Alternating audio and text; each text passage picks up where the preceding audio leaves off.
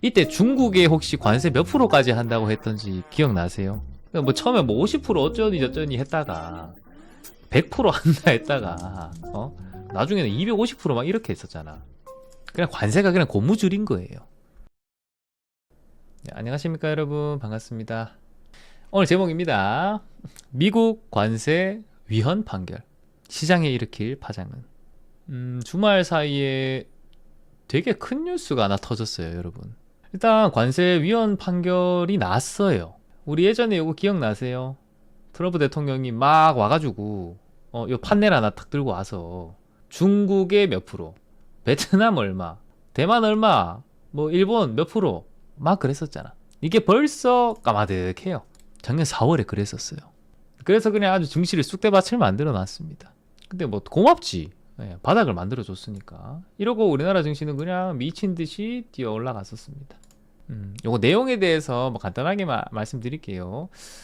그러니까 이 당시에 관세를 다른 나라들에 부과를 했는데 요 법에 근거해서 관세 조치를 했었습니다. 트럼프 행정부에서. 근데 그게 지금 대법원까지 가가지고 이거 위법이에요. 판결이 났어요. 그래서 이게 판결이 나는 순간, 그 순간 바로 이 행정부에서 했던 상호관세나 보편관세가 폐지가 됐어요, 여러분. 뭐야? 그럼 우리나라도 관세 영향을 받고 있었죠. 우리나라 15%였잖아요. 자동차는 25% 막 한다 했는데 뭐 어찌저찌 정부에서 협상을 해가지고 15%로 됐었어. 근데 그게 폐지가 됐다는 거예요. 그래 또 트럼프 대통령이 가만히 있을 위인입니까? 감히 이걸 없애? 판결 직후에 바로 무역법 122조를 근거로 해서 글로벌 관세를 15%까지 최대로 하겠다. 예. 이게 뭐냐면 그 미국의 무역 수지가 너무 적자가 나면, 그러니까 나라 입장에서 안 좋은 거잖아요. 예. 그러니까 일시적으로 관세를 최대 15%까지 할 수 있다.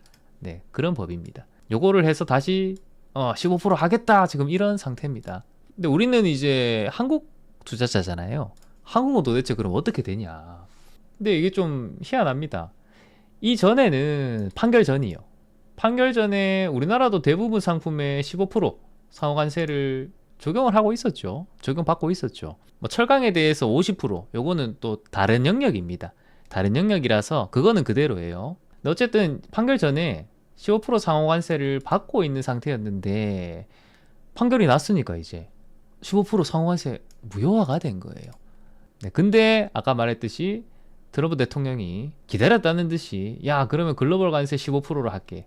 요거는 근데 최대 150일 지속이 됩니다. 그냥 겉만 보면요 여러분, 이전에도 15%였어. 근데 취소는 됐다가 다시 또 15%로 하겠대. 겉보기에는 숫자는 똑같아요. 근데 왜 예전에 보면 이때 중국에 혹시 관세 몇 프로까지 한다고 했던지 기억나세요? 뭐 처음에 뭐 50% 어쩌니 저쩌니 했다가 100% 한다 했다가 나중에는 250%막 이렇게 했었잖아. 그냥 관세가 그냥 고무줄인 거예요. 그러면서 우리나라에도 막 저런 얘기 했었죠. 한국에도. 한국도 뭐 20%를 하니 자동차는 25%를 하니 하다가 뭐 15%로 합의해주는 척, 이제 기분 내주는 척, 막 그랬었지. 예전에는 15%가 거의 최저였다면, 근데 지금은 이제 어떻게 됐냐면 여러분, 이게 최대 15%인 거야. 관세가. 이런 점에서 시장이 되게 좋아하는 거예요. 그리고 또 예전에는 행정부에서 마음대로 이걸 했었잖아. 트럼프 대통령 마음대로 이렇게 50% 했다, 100% 했다가 그랬었는데, 이거는 이제 한 최장 기간이 있어요. 기간이 정해져 있습니다. 그 5달 지나면 의회의 승인을 또 받아야 돼요. 연장을 하고 싶으면. 근데 지금 뭐 이게 되겠나? 의회에서 안 해준다 하면 안 해주는 거거든요. 그러니까 우리나라에 지금 또 호자가 하나 터진 거예요. 다시 말하면 더 이상 안 좋아질 게 없다. 잃을 게 없어진 상태가 됐어. 근데 시장은 이걸 미리 알았나? 올해 1월 달부터 미친 듯이 막 달려왔습니다, 여러분. 1월 달부터 뭐 큰 조정 하나도 없었어. 중간에 여기 매도 사이드카 잠깐 나왔었죠. 여기도 그렇고. 요거 2번 빼고 또 그냥 미친 듯이 또 갔어요. 벌써 5,800이 됐어. 온갖 호재가 우리나라에 정말 가득했는데, 그러니까 미국이랑 중국이 이렇게 막 으르렁거리면서 싸우는데 둘이 AI 가지고 AI 패권을 지려고 막 엄청난 투자를 하는데요. 거기 반도체 파는 게 우리잖아. 고래 싸움에 새우가 부자가 됐어요. 그래도 우리나라가 못하는 게 또 없지요. 우리나라가 로봇도 해, 방산도 해, 조선도 해, 배터리도 해. 우리가 보통 새우가 아니요. 우리가 지금.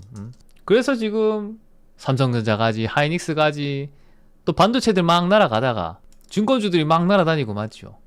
우리나라 지금 호재 덩어리가 엄청나게 많은 거야. 이게 진짜 이게 말이 되나? 지금 이거는 여러분 진짜 하늘에서 돕는 거예요. 우리 코스피를 자네 고생이 많았네 하면서 20년 동안 못 올랐지. 드디어 한번 가봐라. 날개를 달아주는데 지금 엔진이 몇 개예요. 뭐 그 이면에는 뭐 여러 가지 이런 내러티브가 있지만 우리가 이런 것까지 알 필요는 없습니다. 그냥 같이 투자하고 추세 추종 잘 하면요 이런 게 당길 수밖에 없어. 너무 급하게 올라서 무섭죠 여러분. 근데 걱정 마요. 하늘에서 지금 돕고 있는 거예요. 근데 이런 와중에 또 뭐라고 지금 이 관세 또 위법 판결까지 내려졌어.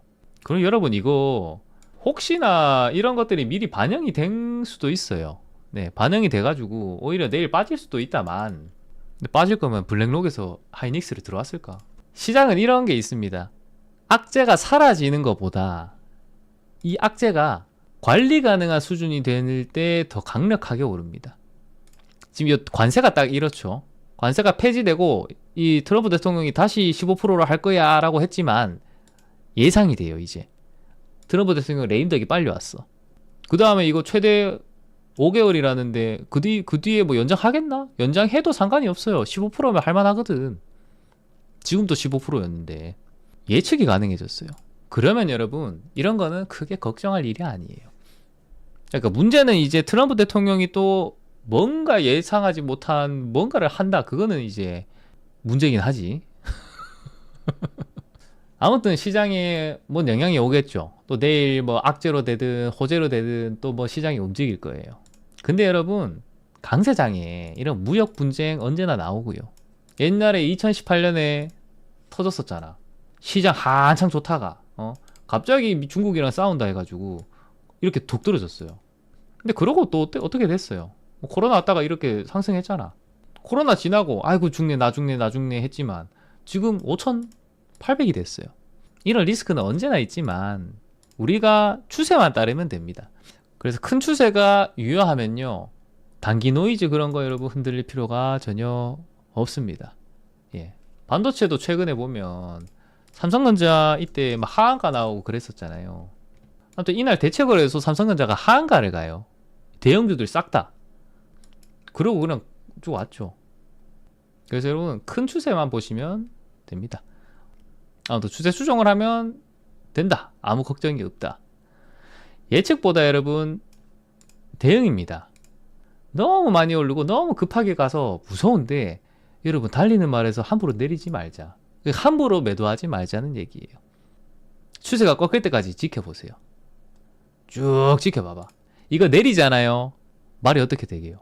말은 기수가 없잖아요. 그러니까 미친 듯이 자기 혼자 막 날뛰어요. 절대 다시 못합니다. 이 말이 지쳐서 혼자 지쳐가지고 조용해질 때까지 못 타요. 근데 주식은 여러분 얘가 조용해지잖아요. 그때는 팔아야 돼. 아침 이슬이 아침 해 사라집니다. 시장의 잡음도요 추세 앞에서는 사라져요. 시장에 막 자꾸 먼 얘기가 나와. 이 지금 또 여러분 보면 그 연준 의장이 누가 되고 그 다음에 온갖 별의별 얘기 다 있잖아. 추세가 좋으면 다 사라집니다. 근데 미국은 추세가 지금 안 좋아. 뭐 그거는 그쪽 나라 사정이고요. 우리나라는 그렇지 않죠. 강세장에는요 악재도 그냥 바람처럼 사라집니다. 근데 이제 강세장이 진행되는 와중에 변동성이 찾아오죠. 네. 근데 여러분 파도에 휘둘리지 마세요. 굳이. 최근에 보면 계속 매도 사이드카 나왔다가 또 매도 사이드카 나왔다가 코스닥이 또 난리잖아 지금. 코스닥이 또 이날 매도 사이드카 나왔죠. 매도 사이드카 나왔다가 이 뭐 하는 거예요 이게. 나중에 보면 별거 아니에요. 근데 이런 변동성들은 늘 찾아오니까요. 여러분들이 항상 현금 비중은 늘 있는 게 좋습니다. 저희도 지금 한 10% 정 안 돼도 5% 정도는 꼭 들고 있으라고 해요. 왜냐하면 그 시장 하락에 대비하는 해지를 해야 돼요, 여러분. 계획이랑 원칙이 있으면 이런 파도든 물리칩니다. 주식으로 따지면 뭐야? 주식을 내가 하고 싶었는데 시장이 너무 뭔가 변동성이 너무 심해. 이거 좀 뭔가 이상해. 그러면 주식을 잠깐 안 하면 돼요. 주식이 또 괜찮아졌어. 시장이 괜찮아졌어. 그러면 다시 배 타고 나가면 되잖아요. 내가 계획을 잘 짜면 가능합니다. 방향성이 유지되는 한 여러분 냉정함을 유지하시면 됩니다. 특히나 요즘 들어서 여러분 만약에 매일매일 뭔가 매수를 하고 있다면 좀 냉정함을 찾으셔야 돼요. 지금은 보유의 영역입니다. 보유의 영역. 이런데 사신 분들의 보유의 영역이지 지금 막 계속 매수하고 있으면 조금 좀 거시기 해. 자, 여러분 폭풍우는 독수리를 더 높이 날게 한다는 말이 있습니다. 강세장일 때도 폭풍우는 한 번씩 찾아옵니다. 이번에 요 뭐 관세 얘기는 뭐 별건 아닐 것 같아요. 별 얘기는 아닐 것 같은데 뭐 혹시나 또 트럼프 대통령이 뭘 해서 뭐가 찾아오더라도 항상 조정은 더 큰 도약을 위한 발판이라는 점을 기억하시면 됩니다. 오늘은 여기까지. 감사합니다.